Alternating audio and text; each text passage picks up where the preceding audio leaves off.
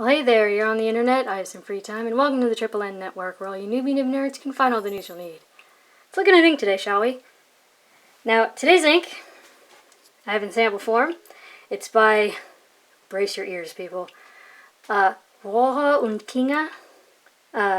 Actually, I think it's Klingner. But, yeah, it's Morinda red. It's their simple, straightforward red. It most certainly is just that. I think my camera's doing something weird here. Yeah. Oh well, can't really fix it at the moment.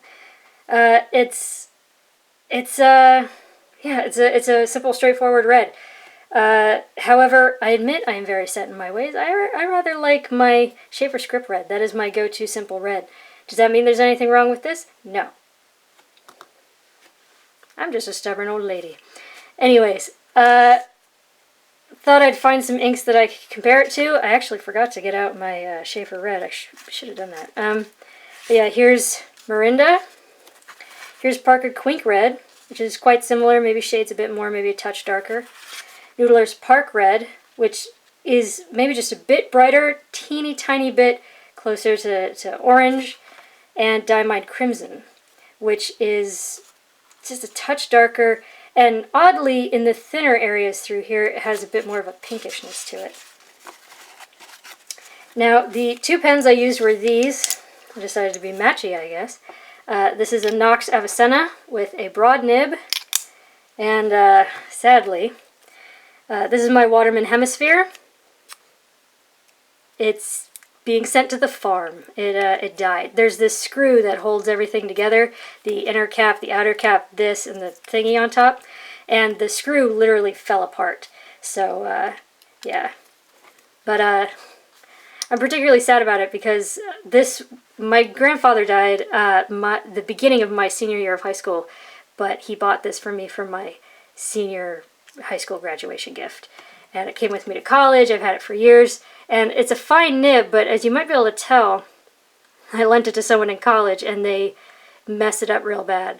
So even though it's a fine, because of just the way it hooks over like that, it's actually like an extra fine. So this for a long time was my finest tip nib. So yeah, I'm gonna miss this. But yeah, just for funsies, I thought I'd see what it could hold its stuff against. So here's Mirinda versus water. Broke it up a lot, but didn't fully get rid of it. Here's 1/3 bleach solution, which makes it look like it was never even there. Ammonia pen flush, kind of like the water, but got rid of a bit more of it. Hydrogen peroxide is almost right up there with the ammonia pen flush, except it did this weird feathery exploding thing. And the denatured alcohol did absolutely nothing. Now, let's check out the chromatography. Here's how you're supposed to do it. Put the initial drop of ink. You can barely see where that was. I wish my camera would focus on the things I want it to. You can barely see where that was, and it's sort of like a light, almost carnation pink that's barely there, and then it goes up into sort of more like an orangey pink, like almost like a barn red, and then it goes into like a bright magenta right up at the top. And then I let it dry, which did absolutely nothing. So I actually had some problems with this ink and did multiple tests on a couple of the nicer papers because I was having some issues, and ended up keeping the better ones, but that doesn't mean that everything went well.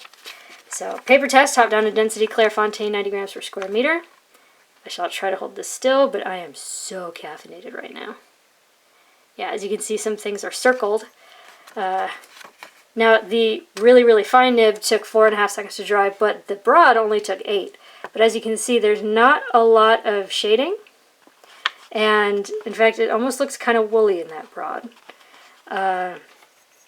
We had some issues. There's feathering and near bleed. And this is Clairefontaine. This is 90 grams per square meter. Now, the feathering is what's circled in green.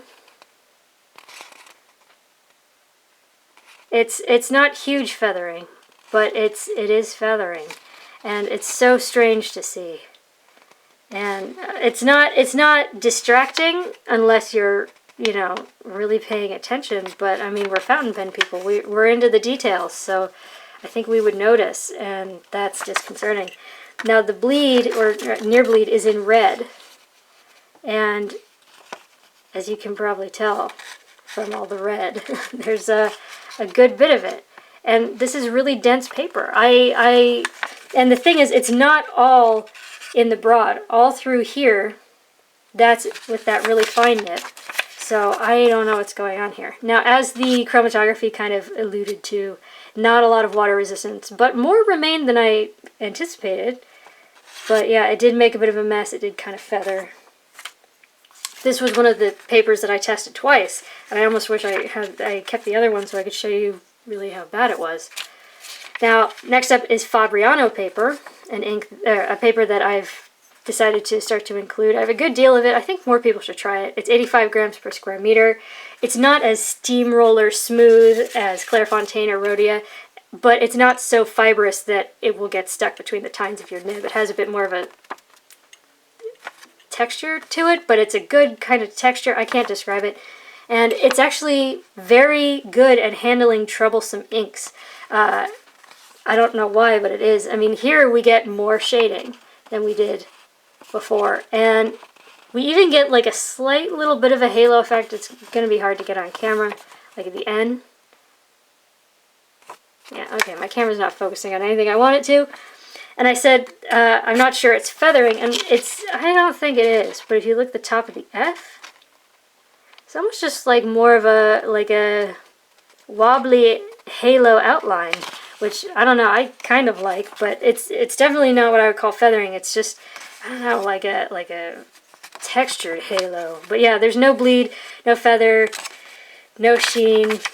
And considering this was starting to bleed on Clairefontaine, and this is 5 grams per square meter lighter, that's not bad. However, yeah, it really washed away.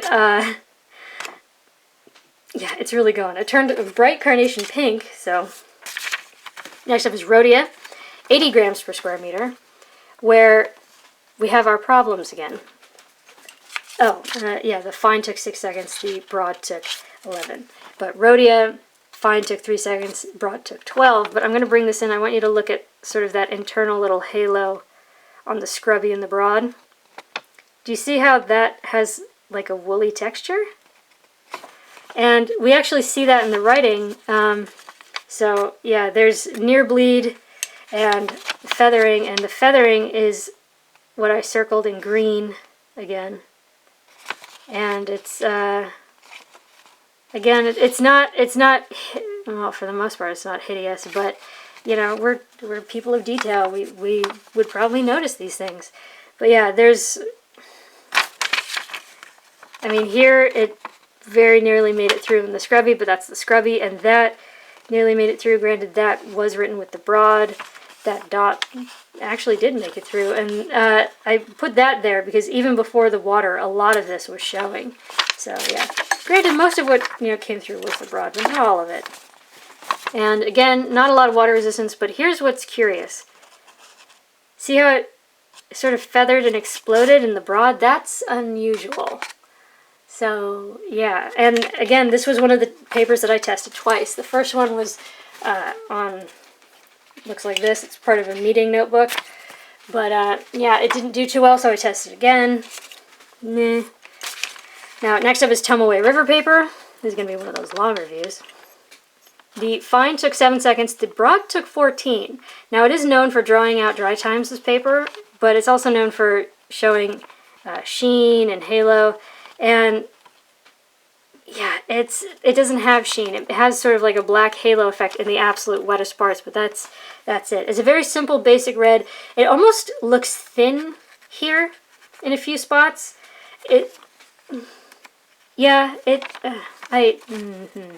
Anyways, but yeah, I say finally there's no feathering and no bleed.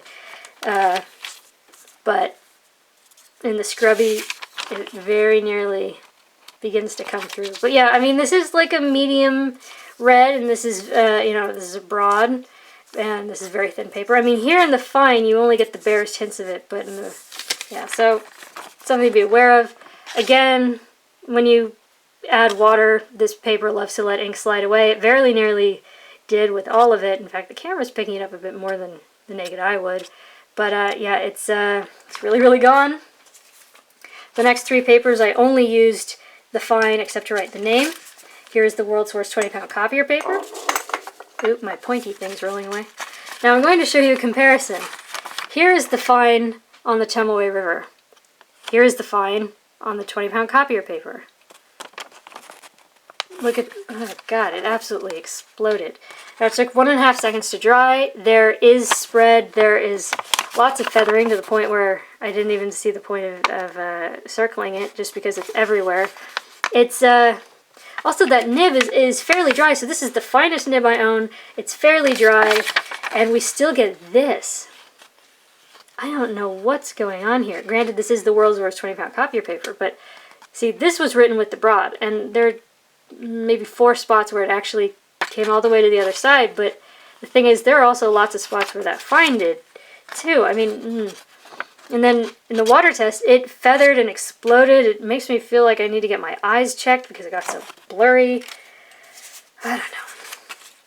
Now, here's Mead Notebook Paper, which is thinner than 20-pound copier paper, but took half a second to dry. And this was another one that I tested twice because the other one, but the results ended up being exactly the same. There is some feathering, as you can see if you look at Lazy or Hemisphere. It's not awful, and it's kind of localized. Like, you know, if you look at like Quick, you don't really see any feathering, but if you look at Lazy, you do. So it's just in patches, and it seems to be unpredictable. It's not localized, so I don't know. And again, for a very fine, very dry nib, I actually think it did pretty well considering, you know, what the thicker 20-pound paper looked like. Here we've got some spots where it wants to come through, but it's really not that bad. So, yeah, but here we have some really interesting water tests. Here, orange started to separate off of it, even though I don't remember seeing any orange in the chromatography. It did feather and explode. That would not be fun to recover, but I don't know if your life depended on it. You could probably do it. Now, lastly is Moleskine notebook paper, which is terrible, terrible paper. It took 2.5 seconds to dry. Let's check out this feathering. Look at red. Oh, Lazy. Look at anything on here. It's pretty nasty. And again, this is, you know, this was the finest nib that I owned. It was fairly dry, and look at this. I mean, granted, this is the Braod, and it fully came through, like, got onto the next page in 2 spots, there and there. But here, I mean, bear in mind, there's a very bright light coming in this direction. That's not good. And the water test was a disaster. Again, I don't know where this orange is coming from, but it feathered and exploded. That, I wouldn't, if your life depended on it, maybe start calling your relatives. So, yeah, there you go. There's Rohrer Klingner's Morinda red. It's a very simple, bright red. It's not water resistant. It's not, you know, fancy schmancy, does all kinds of crazy stuff. I'd say the flow was a 5 out of 10. So in my slightly dry Waterman, I had to prime the feed once or twice on each of the absorbent papers, but yeah, it's a simple red. You know, the end. That's kind of it. I already have a favorite, and I've got a whole bottle of it. So I was glad to get to try this, but I'm set in my ways. Yeah, you know, lots of people love this ink. If you are one of those people, please tell me why in the comments down below. I'd love to hear about it. For your consideration from the Triple N Network, if you liked the video, please give it a thumbs up. If you'd like to see more, please subscribe to the channel. And thanks for watching. Bye.